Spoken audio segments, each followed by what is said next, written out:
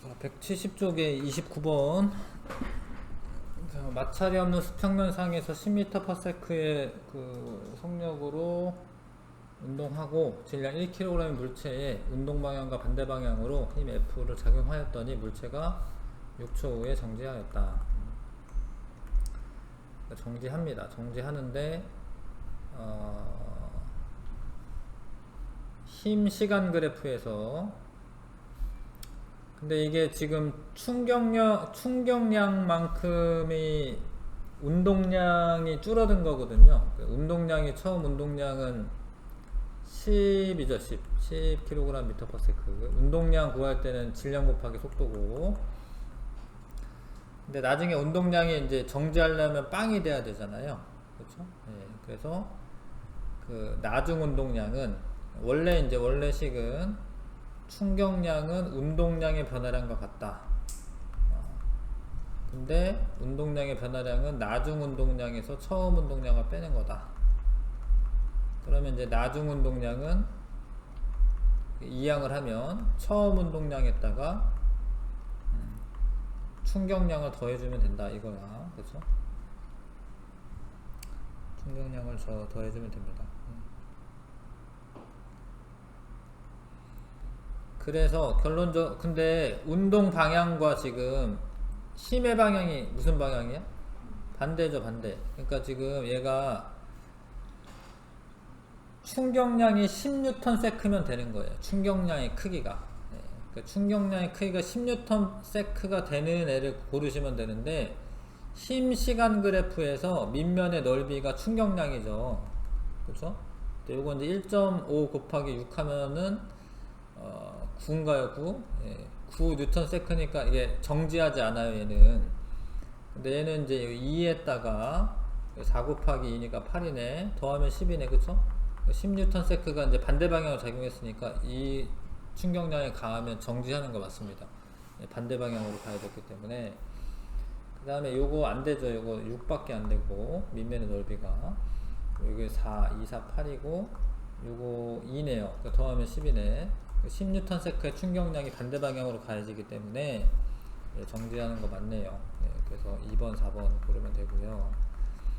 그 다음에 처음에 이제 정지하고 있었네요. 그런데 이제 3kg의 물체에 자, 그러니까 요게 밑면의 넓이가 뭐라고? 충격량을 가해주는 거죠.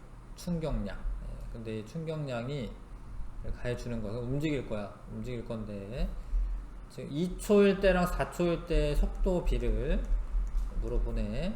2초 동안에 가해진 충격량은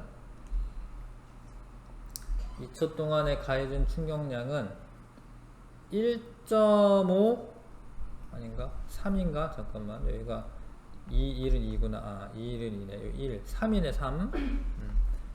3만큼의 충격량이 가해진 거고, 근데 여기만 따로 하는 게 아니라 사실 4초까지 다 해줘야죠. 그쵸? 4초까지는 4만큼의 충격량이 가해지는 거예요.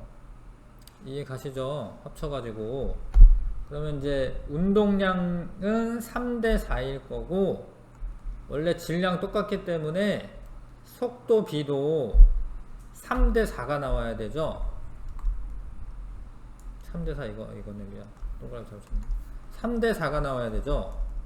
이해 가십니까? 그러니까 운동량 B가 2초일 때 운동량과 4초일 때 운동량 B가 3대 4야.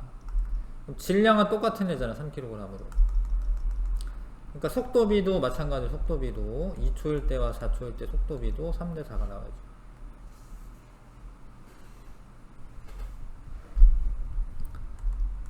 그 다음에 31번에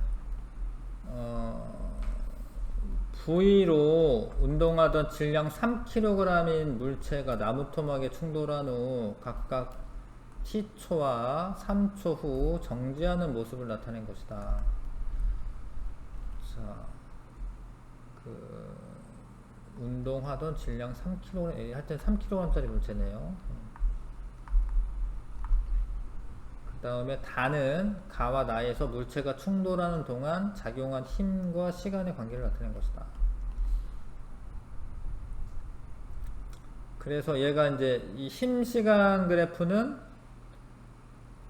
물체에 작용한 건데요. 근데 얘가 물체인 거지. 그러니까 충돌하는 동안에 힘이 이쪽 방향으로 이렇게 작용하는 거예요. 이렇게 힘이. 그러니까 지금 이 충격량이 15만큼이 작용을 해서 멈춘 거예요. 그러니까 얘 원래 운동량이라고 하는 건 15였던 거고, 그리고 이제 V는 이제 5m/s여야지 운동량이 15가 나오잖아요. 그래서 V는 5m/s였던 거고, 그럼 얘도 이제 4N만큼의 힘이 작용해서 멈추려면, 근데 왜 4N이냐면 사실 이게 마찰 면이 다를 거야, 면이. 아니면 요게 다르든가 뭐가. 그러니까 지금 얘랑 여기 마찰력이 다른 거예요, 마찰력. 얘는 4N인 거고 얘는 5N인 거고. 자, 그래서 얘는 4N이 작용해가지고 멈춰야 돼요. 아무튼 4 곱하기 t를 했을 때 충격량이 15가 나와야 돼. 그래서 t는 4분의 15초. 5m/s 했다가 4분의 15초. 4번이 답이네요. 그 다음에 32번에 32번이군요. 32번 질량 1kg, 2kg의 물체 AB가 일직선상에서 운동하다가 0.1초 동안 충돌하여 운동량의 변화를 나타낸 것이다. 지금 근데 잘 보시면 A의 운동량은 플러스 5인데 B 운동량은 마이너스 4야. 왜 운동량이 하나는 플러스 하나는 마이너스냐면 반대 방향이에요. 그래요. 그러니까 A 같은 경우에는 뭐 이렇게 우측으로 간다고 칩시다. 이렇게. B는 이렇게 오고 있는 거 이렇게.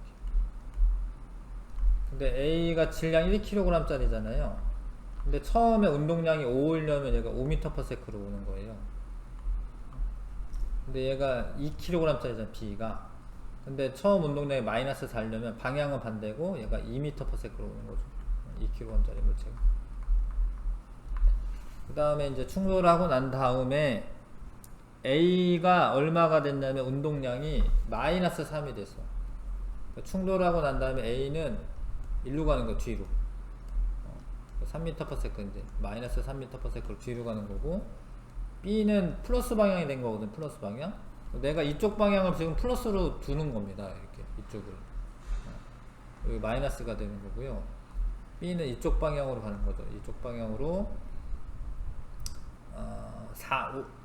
4가 되려면 얘가 2m/s로 가야 돼. 2m/s. 이해 가요? 얘가 B가 운동량이 4가 됐잖아. 그러니까 B는 2kg 짜리였잖아. 그래서 질량 곱하기 속도에서 4 나와야 되잖아요. 요런 운동을 한 거야. 자, 그래서 A, B의 물리량이 같은 것만을 보기에서 있는 대로 고른 것은 충돌 전후 A, B의 속도 변화량의 크기, 그러니까 5에서 3인데 빼면은 마이너스를 빼는 거기 때문에 8m/s가 변화된 거예요. 이해 가요? 5에서 마이너스 3을 빼잖아. 근데 B 같은 경우에는 이제 마이너스 2에서 2를 빼는 거야. 마이너스 2에서 2를 빼는 거야. 나중에서 처음 빼자, 그러면. 2에서 마이너스 2를 빼는 거야. 4야. 속도 변화는 얘는 원래는 마이너스 3에서 5를 빼면 마이너스 8인데 어차피 크기이기 때문에 그냥 8이라고 써도 돼. 같지 않죠. 그 다음에 충돌 전후 A, B의 운동량의 변화량의 크기, 이건 항상 같을 수밖에 없는데, 일단은 이제 보시면 A는 마이너스 3에서 5를 빼죠. 나중에서 처음 빼는 거거든요. 마이너스 8이야. B 같은 경우에는 4에서 마이너스 4를 빼.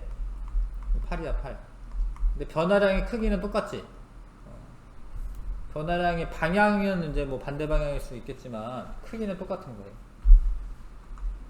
근데 이게 그럴 수밖에 없다라는 거고, 일단 디귿 충돌 과정에서 AB가 받는 주고받는 힘의 평균 힘의 크기도 같습니다. 왜냐하면 이거는 작용 반작용이 작용해서 그래. 작용 반작용 힘이야. 그러니까 서로 같은 크기의 힘을 주고받습니다.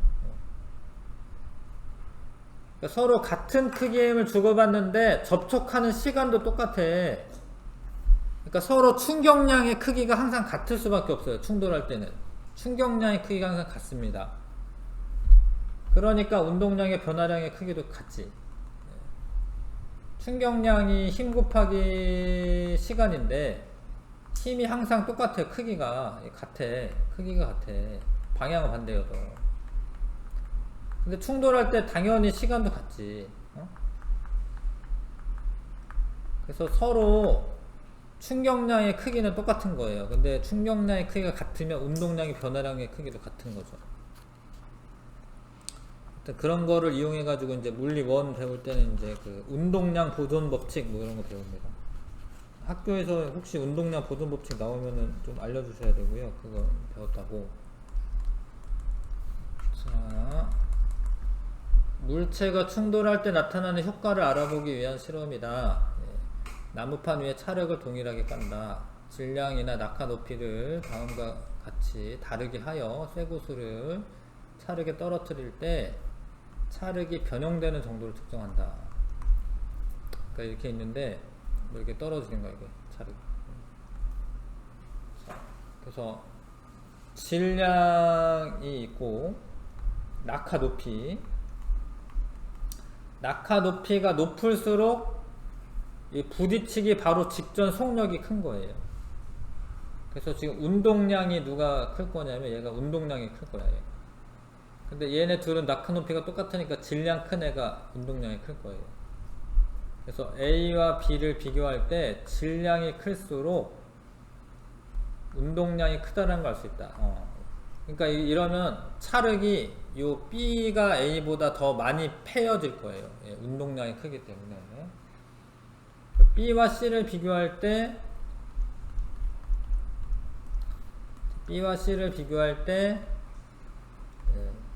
속도 작용한 힘이 클수록 운동량의 변화량이 크다는 걸 알 수가 있다. 아니고 작용한 힘은 똑같아. 왜냐하면 50g에 해당하는 중력이 작용한 거예요.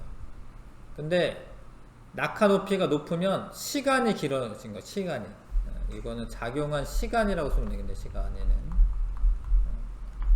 그러면 운동량의 변화는 크다는 걸 알 수가 있다. A에서 C 중 C가 떨어진 찰흙이 가장 많이 변형된다. 맞죠? 얘가. 운동량도 크고 그러면 이제 충격량도 크기 때문에 가장 많이 찰흙이 패여질 거다. 자, 어떤 학생이 방망이로 야구공을 멀리 쳐내는 방법에 대한 자료를 조사하였다. 그러니까 이렇게 방망이를 칠 때 야공이 날라와요. 그러니까 멀리 치려면 빨리 날아가야지 멀리 치는 거예요. 그러니까 속도 변화가 커야지 멀리 치는 거예요. 그래서 운동량의 변화를 크려면은 충격량이 커야 되는데 충격량은 힘 곱하기 시간이기 때문에 강하게 휘두르는 거는 힘을 증가시킨 거고 방망이가 몸 뒤까지 넘어갈 만큼 큰 각도의 궤적을 그리며 휘두른다. 우리 운동을 좀 한 사람은 이런 거를 알 수 있는데 이게 시간을 늘리는 거야. 시간. 이거 폼을 유지하는 거거든요. 그러니까 이게 야구를 하는데 이거 맞았다라고 해서 띵 멈추면은 안 되고 조금이라도 폼을 유지하면서 이거를 끝까지 밀어줘야 돼. 이게 밀어줘야지 힘이 전달되는 시간이 길어지면서 충격량 커지면서 운동량의 변화량도 커지고 결과적으로 속도도 빨라지기 때문에 멀리 날아가는 거죠. A는 강한 충격량을 크게 하는 거고 접촉 시간을 짧게 하는 거 아니고요. 운동량 변화 줄이는 거 아니고 요게 맞죠. 4번에 B는 접촉 시간을 길게 한다. 그래서 충격량을 크게 한다.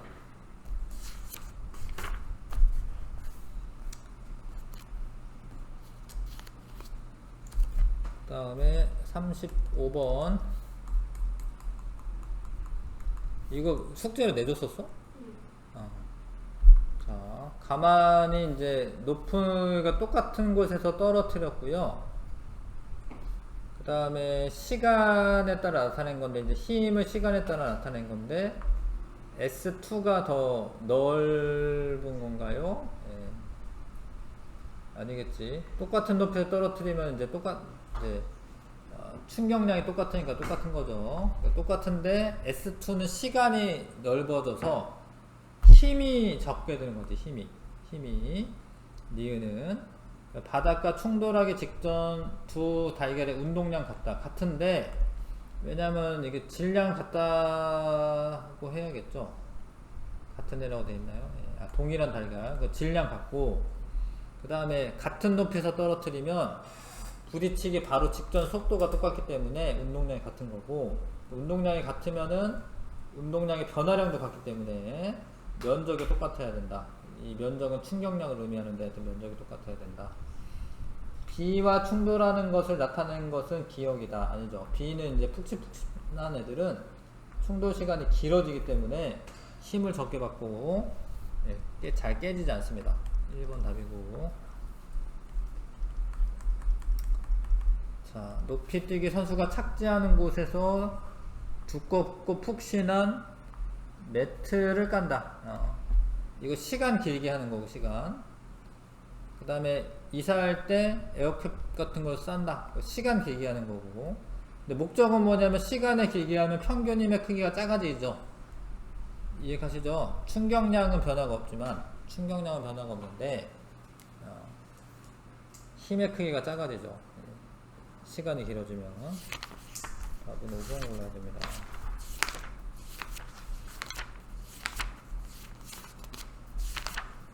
다 한 거 같은데? 프린트 안 가져갔다고요? 그 시험 중간고사. 그거 안 가져갔다고?